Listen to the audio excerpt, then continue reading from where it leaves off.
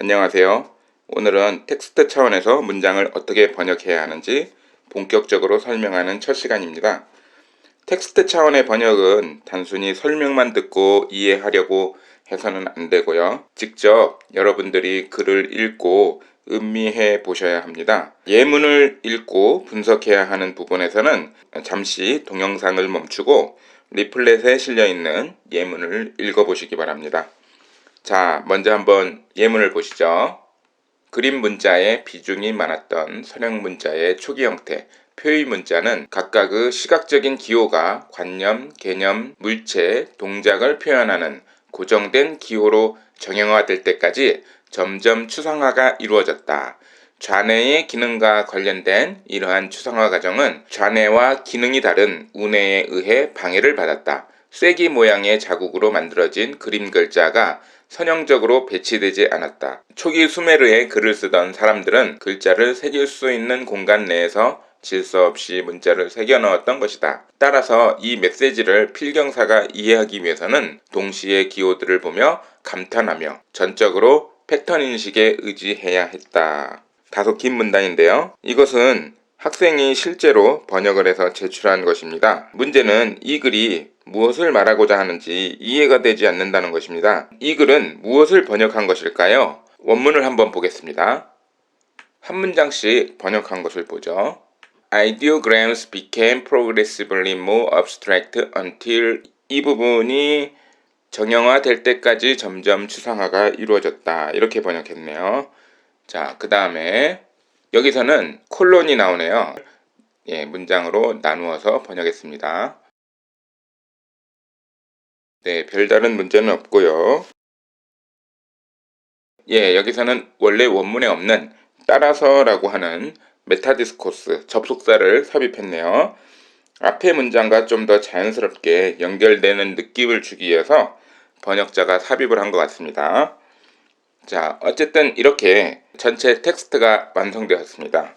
그런데 왜 여전히 이 글은 읽어도 잘 이해가 되지 않는 것일까요? 그 이유를 추론한다면 문장과 문장들이 서로 잘 연결이 되지 않는다는 것, 또 그 개별 문장들의 의미가 하나의 의미 단위로 잘 뭉치지 않는다는 것, 그런 문제가 있겠죠. 다시 한번 원문과 번역문을 대조해 보겠습니다.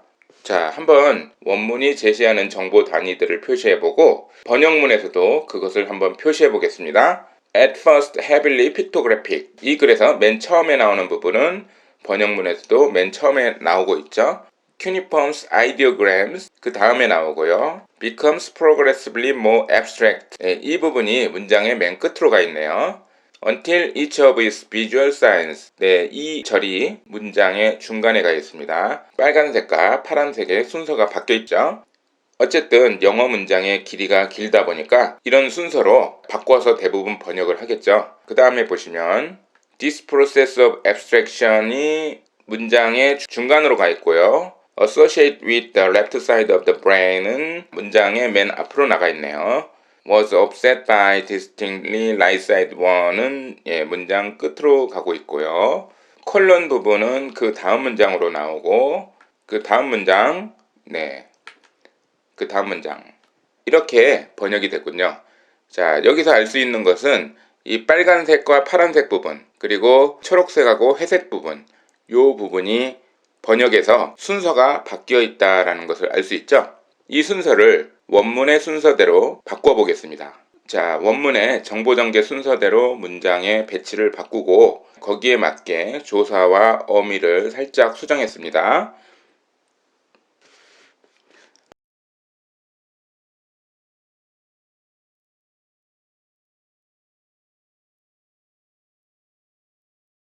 자, 한번 읽어보겠습니다. 그림 문자의 비중이 많았던 서령 문자의 초기 형태, 표의 문자는 점점 추상화가 이루어지면서 각각의 시각적인 기호가 관념, 개념, 물체, 동작을 표현하는 고정된 기호로 정형화되었다. 이러한 추상화 과정은 좌뇌의 기능과 연관되는데 좌뇌와 기능이 다른 우뇌에 의해 방해를 받았다. 쐐기 모양의 자국으로 만들어진 그림 글자가 선형적으로 배치되지 않았다. 초기 수메르에 글을 쓰던 사람들은 글자를 새길 수 있는 공간 내에서 질서 없이 문자를 새겨 넣었던 것이다. 따라서 이 메시지를 필경사가 이해하기 위해서는 동시에 기호들을 보며 감탄하며 전적으로 패턴 인식에 의지해야 했다.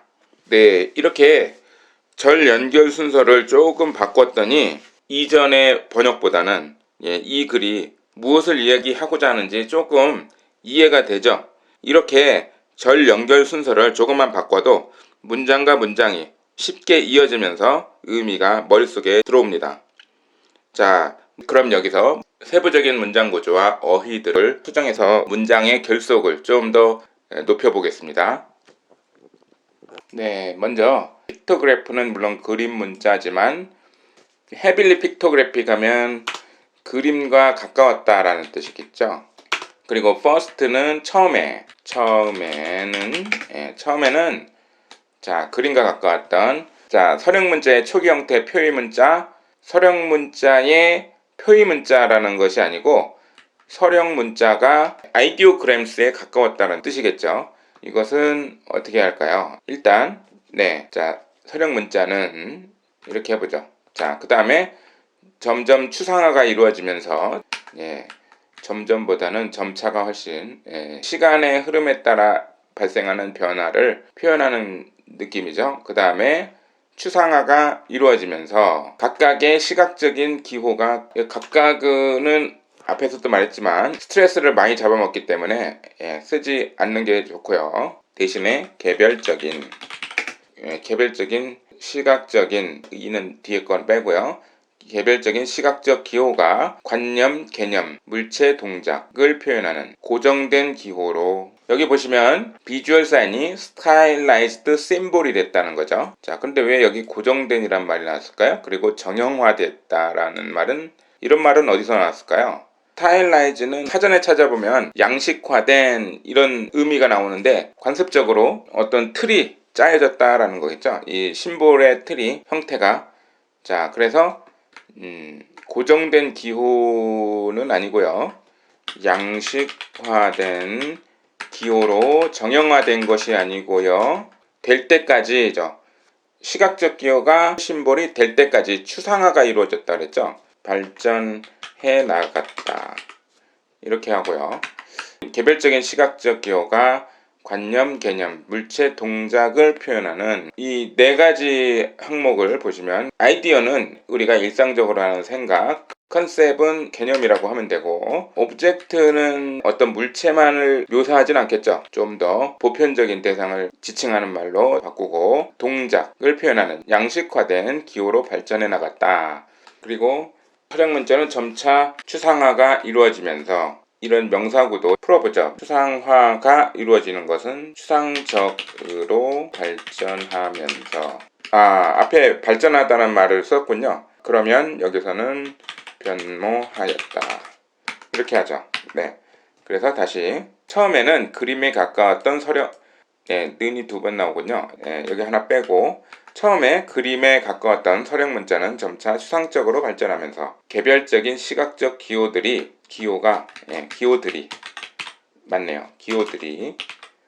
관념, 개념, 물체, 동작을 표현하는 양식화된 기호로 변모하였다. 이러한 추상화 과정은 좌뇌의 기능과 연관된다. 좌뇌와 기능이 다른 우뇌. 뭘 번역한 건가요? distinctly는 구별되는 그런 표현인데 자, 여기서 문장의 전개를 더 혼란하게 만들죠. 이 좌뇌라는 말을 쓰면 안 돼요.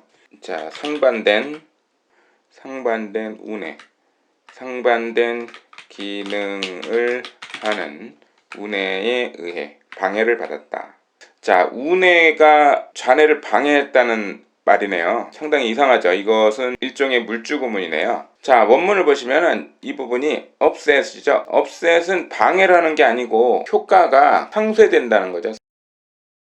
여기 잘 보시면은 추상화의 프로세스가 진행되면서 좌뇌의 역할이 훨씬 커졌다는 거겠죠. 그래서 좀 더 구체적으로 만들어지면 이러한 추상화 과정에 따라 좌뇌 의존도는 커졌지만 상반된 기능을 하는 우뇌 역시 여전히 컸다. 자, 여기서 원문에서는 이 콜론이 나오죠. 콜론이라는 것은 기본적으로 앞의 절과 뒤의 절이 매우 긴밀하게 연관되어 있다는 것을 표시해 주는 것이죠. 네, 기본적으로 접속사라고 보시면 됩니다. 그런데 왜 굳이 접속사를 쓰면 되지 점만 찍어 놨을까요? 네, 그것은 바로 앞의 문장과 뒤의 문장이 무슨 관계인지 누구나 알 수 있기 때문에 점만 찍어 놓은 거예요. 자, 그럼 여러분들은 앞의 문장과 뒤의 문장이 어떤 관계가 있는지 파악했나요? 우리가 어떤 문장을 읽었을 때 어떤 궁금증이 떠오른다면 그 다음 문장에서 그것에 대한 대답 또는 힌트가 나올 것이라고 예상하죠. 그럴 때는 굳이 그 관계를 말로 표현할 필요가 없다는 거예요. 이렇게 전체 이야기의 흐름을 이해하고 보니까 철학 문자가 추상화되고 이로 인해서 좌뇌의 의존도가 커졌다. 하지만 여전히 우뇌의 역할도 컸다. 그리고 이 뒷부분이 전부 다 우뇌가 왜 큰 역할을 했는지 설명하는 내용이죠. 그래서 이러한 추상화 과정에 따라 좌뇌 의존도는 커졌지만 운의 의존도 역시 컸다. 이 부분을 좀 더 대칭을 만들어주면 더 좋을 것 같아요.